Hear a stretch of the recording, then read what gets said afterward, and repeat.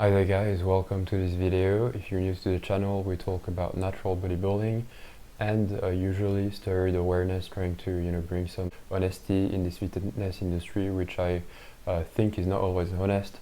So today's topic is something very important in my opinion. I usually always say in my videos that this is important because I do believe that almost all videos that I'm trying to make are important to some degree to your natural bodybuilding journey if you want to improve fast. And today, if you want to actually preserve yourself on the long term, if you don't want to injure yourself, this is really from true experience and observing in the gyms through the years how people get injured sometimes or have chronic pains. I would say almost all gym goers do warm up, but I think that 90%, 80% of the advanced people actually do this mistake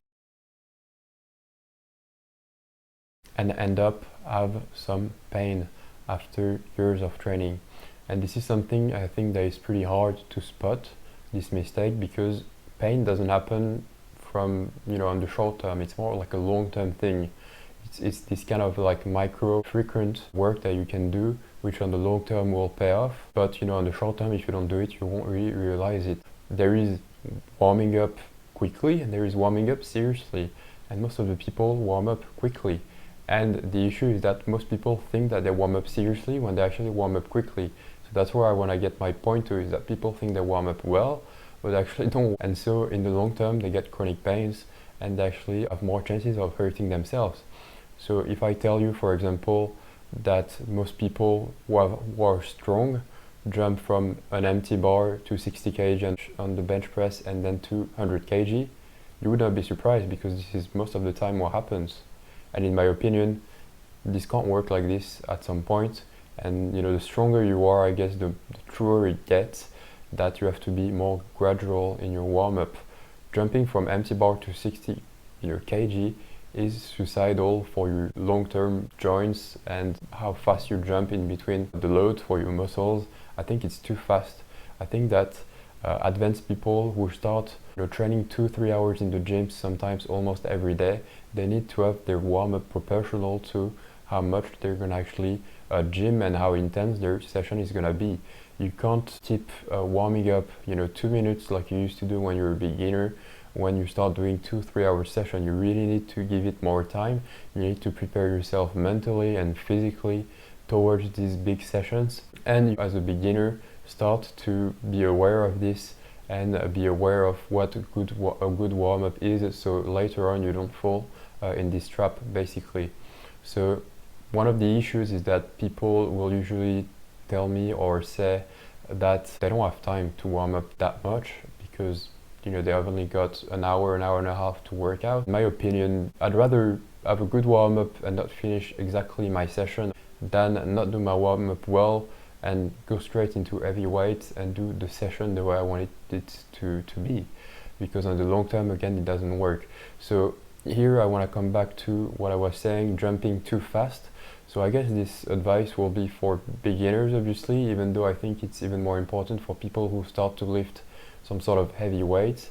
So intermediate, who start benching more than 100 or squatting some loads that are more than 150, etc. And advanced people who generally have bars that are going really heavy on the bench press. They're 140, they can squat 180, they can deadlift 200, etc.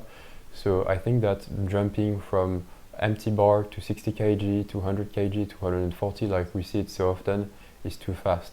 At least that's from my own experience, and I've noticed that a lot of advanced people are hurt after years of training. So obviously there's so many reasons why you could be injured, and this might not be the reason why. But in my opinion, on the long term, this can really damage yourself if you're jumping too fast. Each session that you do like this is way too much. And I will tell you later on the way I warm up and what I think is best to not be tired, because people are also scared of being tired, because they're like, well, yeah, but if I jump from empty bar to 60 kg to 100 kg, I'm gonna be well tired. Well, I mean, if I don't do this, I'm gonna be well tired because I'm taking too much time warming up, and then my working sets won't be interesting. So I'll tell you afterwards the way I warm up and how you can actually be gradual in your warm up and not tire yourself, so you can be all warm and ready to lift heavy weights. So the way I would warm up when I was a beginner was I was going pretty fast, to be honest, and this is probably due to the fact that I wasn't lifting much at all, so there wasn't many. I couldn't warm up with much, I would say, because when you actually lift like 40 kg on the bench, which is like 80 pounds, it's like nothing. And I didn't understand as well at the moment that warming up was important, so I would just do maybe a set with the empty bar and then go straight to my working sets, which I think is probably not the most optimal way of doing things. But again, I was a beginner, and the more I starting to improve, get better, get stronger, and listen to these people who are in pain, etc., and reading things about warming up, the more I did it in a very gradual way, trying to really preserve myself over the long term. And I also realized that when I was warming up quite long, so like when I was advanced, I would warm up 20 minutes sometimes, which is quite a lot considering most people's sessions are like 1 hour, so they'll warm up for like 5 minutes, but I would stay in the gym many hours, much more than 1 hour. So I would actually kind of proportionally warm up, compared to my sessions. To me, warming up for quite long would be a sort of visualization for me. So I would not only prepare physically to lift the weights, but also mentally, because you're kind of like getting into in your bubble before the session that is going to be quite intense and quite long and quite hard. So you actually put yourself in a mental preparation and you start actually enjoying it. So you have to find also the benefits behind warming up. Most people think about warm up like a waste of time, when it's actually something that literally helps you lifting better loads in your training and helps you being focused for your training sessions. And I swear that it's certainly better to actually not miss your warm up and miss a bit of your full session rather than the opposite. A quick warm up and actually get all your session in, because most of the time in the long term it will result in pain, etc.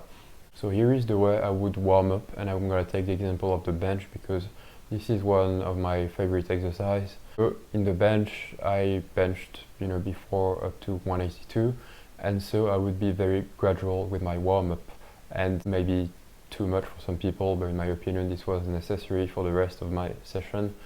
And so I would before going up to 180, if I was going for a max on this session or very close to my 1 rep max, I would go on empty bar. I would do 3 sets of empty bar, and then I would do 1 set of 40 kg, and then 1 set of 60, 1 set of 80, 1 set of 90, 100, 110, 120, 130, 140, 150, 160, 170, and then if I max out, I would basically go through all that. So I know this is quite a lot, but hear me out. What I would do is that to not tire myself out, I would actually not do a lot of reps. So I would get a lot of reps at the start when things are very light and they're not going to impact me on my performance. So empty bar is super light. If you bench 4 plates as well, this is even truer, that empty bar feels like almost nothing. So I would do 3 sets and I would do them pretty quick, and I would do 20 or 30 reps. And then my 40 kg, I would do maybe 20 reps. And this was also felt very light. I wouldn't get tired from that, and then I would still really get the blood going into my chest and into my muscles. And so this, with the very light weight, this is something interesting because you can really get the blood to go through your muscle, really activate your muscle without tiring yourself out. And then on 60 kg I would really start lowering down the reps that I was doing. So at 60 kg I would do 8 reps because I knew that at this weight I might start tiring myself. So I just want to be gradual, but I wouldn't want to be stupid and tire myself. So I would do 8 reps of 60 kg, and then I would jump to 80 and I would start really slowing down on the reps. At this point I just wanted to be gradual and build my way up, feeling the bars, like feeling how the day was going to be in my training session, because that's one good thing as well to warm up gradually, is that you can assess how you feel that day. When you go so fast, you go from empty bar to 60 kg to 100 kg, and you actually want to do some heavy working sets, you might not realize how you're going to feel for these heavy working sets. And if you're in actually a bad day, you might not want to go for these very heavy sets. You might be like, well, today I really feel bad and I might take a step back and actually do a lighter session this day. And when you're very gradual with your warm-up, you can actually really remember each time you go to the gym. You remember how you feel each time you do these sets. So when I do, for example, the 80 kg, I know how it feels. When I do the 90, I know how it feels on a good day. When I do the 100, I know how it feels on a good day again. But if I jump from 60 to 100, I'm not exactly sure how I feel. So I think being gradual is again something that very gradual, something that can really help. And so after at 80 kg on my warm-up, I would do 2 reps or 3 reps. And then from now on, I would only do 1 rep. So after at 90 kg, I was doing 1 rep. At 100, I was doing 1 rep. And 110, 120, 130, this would all be 1 rep warm-up. So I wasn't tiring myself. I was just being very gradual and actually taking it easy with my muscle, with my joints, and telling them, okay, I'm getting closer to this very heavy working sets, and I'm letting you the time to adapt to these heavy working sets rather than jumping from 40 kg to another 40 kg. And this is when you snap at some point. It's when you do these big jumps. So you don't have to be too extreme in the way you warm up. Don't go every 5 kg and 75, 80, 85, 90, 95. Like, don't be too extreme, but be as basically extreme as you can without it being stupid. And so this is the way I would do it. Last thing that I would do, and this is even truer for advanced people, I would warm up for each exercise. So for example, let's say I do bench and then I do some dips. Well, I'm gonna warm up for dips as well, because while this is, you're already pretty much warmed up from your bench press, sure, it's better than nothing, but you gotta do another exercise which involves different things, different angles, and so you wanna warm up as well. So you don't have to warm up as much, of course, but I would still give it a few sets, the same way I did for the bench. So I would do, 1 reps, a gradual 1 reps every 10 or 15 or 20 kg up to my working sets. And I would do this for almost all exercises of my gym session, because, for example, after you jump for flies, they're really stretchy and you have to be careful with these if you're not really warmed up well. So I would do 1 or 2 sets before my working sets. One last thing that I want to say is that in most of my warm-ups, whether it's leg day, whether it's a chest day, whether it's a back day, something that you use almost all the time that are pretty important in my opinion and pretty fragile are your shoulders. So I would always do in my warm-ups in between my bench sets, because I was talking about the bench session and the way I warmed up for the bench, is that I would do lateral raises with light weight in between the sets and really warm up my shoulders. Some people will like to do this for rotator cuff purposes. So I was just doing the lateral raises movement, but I think that was very helpful. So I would also advise you to take care of your shoulders and the articulation of the shoulders before going for any sort of session, because you usually involve them quite a lot. Alright guys, I hope you really enjoyed this video about the concept of warming up, and warming up seriously if you wanna last on the long term and you don't wanna be having chronic pains later on once you're more advanced. I'm not someone who used to stretch a lot, and I would miss on things that are vital to actually last on the long term, but if there is something that I've always been very serious with, it's warming up, and I think that if I didn't have this, I could have been injured by now. This is a good advice that I should consider if I was you. I hope you enjoyed it. If you did so, feel free to share, like and subscribe, and I will see you next time.